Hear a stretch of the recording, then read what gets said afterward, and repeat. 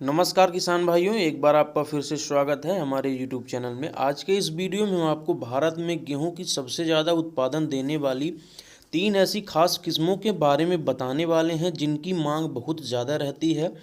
तो चलिए देख लेते हैं कि हम कौन कौन सी किस्में आपको इस वीडियो में बताने वाले हैं। जिन 3 किस्मों के बारे में हम बताएंगे उनकी विस्तृत जानकारी भी आपको प्रदान करेंगे, जैसे कि उन किस्मों के लिए कितनी सिंचाई की आवश्यकता होती है, ये कितने दिन में पककर तैयार हो जाती हैं, कितना उत्पादन देती हैं, रोगों के प्रति सहनशीलता और भी कई सारी जानकारी हम इस वीडियो में आपको देने वाले हैं।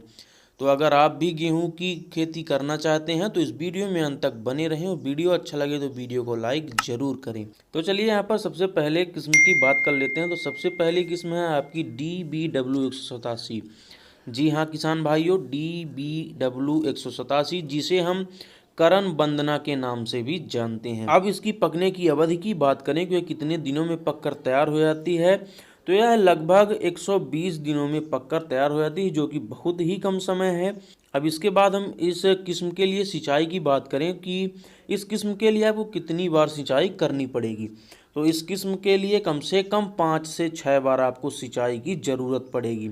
अब इस किस्म से उत्पादन की बात करें तो कि आखिर इस किस्म से आपको कितना उत्पादन मिलेगा, तो अगर आप अच्छे तरीके से इस किस्म की खेती करते हैं, सही टाइम पर पानी देते हैं और सही टाइम पर खाद उर्वरक आप देते हैं, तो इस किस्म से आपको 75 क्विंटल प्रति हेक्टेयर के आधार पर उत्पादन आपको आसानी से देखा जा सकता है। अब इसमें रोग और बीमारियों की बात करें तो इसमें पीला रतुआ और ब्लास्ट जैसी बीमारियां लगने की संभावना बेहद कम रहती है।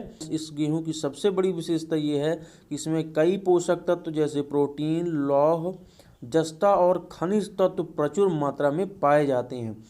सबसे अच्छी बात यह है कि इस किस्म में प्रोटीन तत्व 12% तक होता है, जबकि अन्य किस्मों में अगर देखें तो उसमें प्रोटीन की मात्रा कम से कम 10% होती है और इसमें 12% है।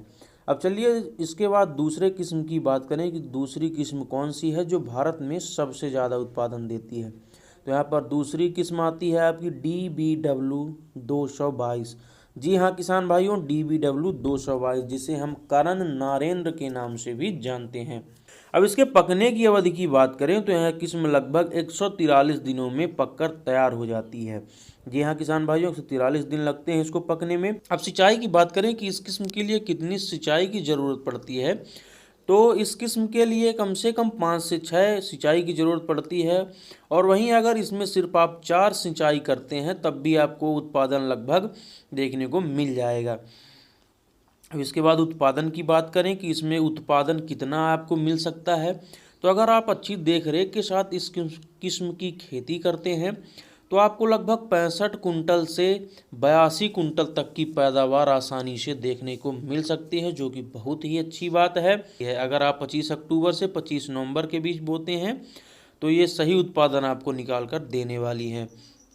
इसकी एक विशेषता है कि इसकी रोटियां अच्छी गुणवत्ता की बनती हैं।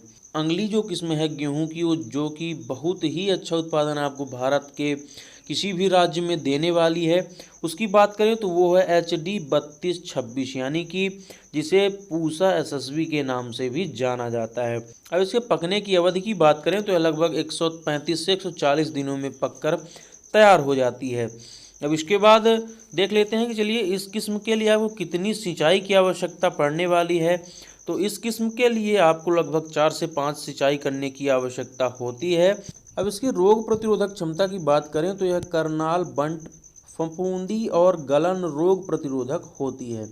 अब इसकी सबसे बड़ी विशेषता जो होती है पूसा SSB की, उसकी बात करें तो इसमें प्रोटीन लगभग 12.8% तक होता है, जो कि आपको करण वंदना से भी ज़्यादा देखने को यहाँ पर मिल जाए, यानी कि यह प्रोटीन के मामले में बहुत ही अच्छी किस्म है।